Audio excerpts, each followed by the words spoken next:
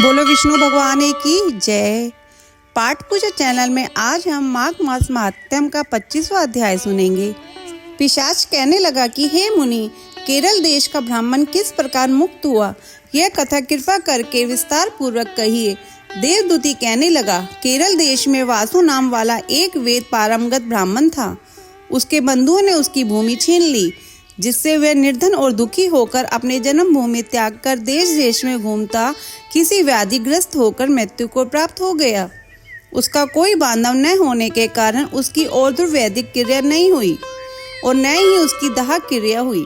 इस प्रकार क्रिया के लोप होने से निर्जन वन में प्रेत होकर चिरकाल तक फिरता रहा।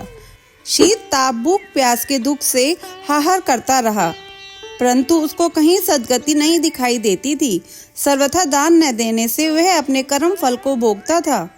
जो लोग अग्नि में आहुति नहीं देते, भगवान का पूजन नहीं करते, आत्मविद्या का अभ्यास नहीं करते, अच्छे तीर्थों से विमुख रहते हैं, जो दुखी लोगों को सुवर्ण वस्त्र तांबुल रतन फल तथा जल नहीं देते तथा छल कपट से जीविका प्राप्त करने वाले, दूसरों तथा स्त्रियों का धन हरने वाले, पाखंडी कुटिल चोर बाल वृद्ध तथा आतुर और स्त्रियों पर निर्दयता करने वाले, आग लगाने वाले, विष देने वाले, झूठी गवाही देने वाले, कुमार्ग पर चलने वाले, माता पिता भाई बहन संतान तथा अपनी स्त्री का त्याग करने वाले, जो सब तीर्थों में दान लेते हैं, पालन करने वाले, स्वामी को त्यागने वाले, गौर तथा भूमि के चोर, वेदों की निंदा करने वाले, वृथाद्रोह करने वाले, प्राणियों की हिंसा करने वाले, देवता गुरु की निंदा करने वाले, यह सभी बारंबार प्रेत पिशाच राक्षस तथा बुरी योनियों में जन्म लेते हैं।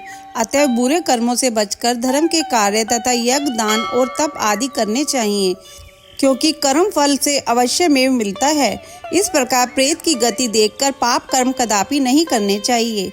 ब्राह्मण कहने लगा कि इस प्रकार उस केरल ब्राह्मण ने उस पर्वत पर अधिक समय व्यतीत करके एक मार्ग में एक पथिक को देखा, जो 2 गागरियों में त्रिवेणी का जल लिए हुए था। आनंद पूर्वक भगवान के चरित्र का गान कर रहा था। प्रेत ने उसका मार्ग रोककर कहा कि तुम डरो मत, इस गागरी का जल मुझको पिलाओ, नहीं तो मैं तुम्हारे प्राण ले लूंगा। देवदूती कहने लगा कि उसको देखकर पथिक कहने लगा कि दुखी दुर्बल मुरझाए हुए तुम कौन हो, पैरों से पृथ्वी को स्पर्श न करके चलते हो, तुम्हारा उदर मांस रहित है। लोमेश जी बोले। प्रेत ये वचन सुनकर कहने लगा कि मेरे ऐसे होने का कारण सुनो। मैंने कभी ब्राह्मणों को दान नहीं दिया, अत्यंत लोभी क्रियाहीन, दूसरे के अन्न से पलने वाला और अकेला मिठाई खाने वाला था। मैंने कभी किसी को भिक्षा नहीं दी, न दूसरे के दुख से दुखी हुआ। प्यासे प्राणियों को मैंने कभी जल नहीं पिलाया। मैंने कभी छाता जूता दान नहीं किया, न किसी को जल का पात्र पान या औषधि किसी को दी। न मैंने अपने घर में कभी किसी अतिथि को ठहराकर उसका सत्कार किया। अंधे वृद्ध अनाथ और दीनों को मैंने कभी अन्न से संतुष्ट नहीं किया और न किसी रोगी को मुक्त किया। न कभी ब्राह्मणों को दान दिया, न कभी अग्नि में हवन किया। वैशाखदी मास में भी किसी को ठंडा जल नहीं पिलाया। न ही मैंने बड़ या पीपल का कोई वृक्ष लगाया, न किसी प्राणी को बंधन से छुड़ाया। कभी कोई व्रत करके शरीर को नहीं सुखाया। इस कारण मेरा पूर्व जन्म सब बुरे कार्यों से ही व्यतीत हुआ। मेरे पूर्व जन्म के कर्मों से ही मेरी यह गति हुई।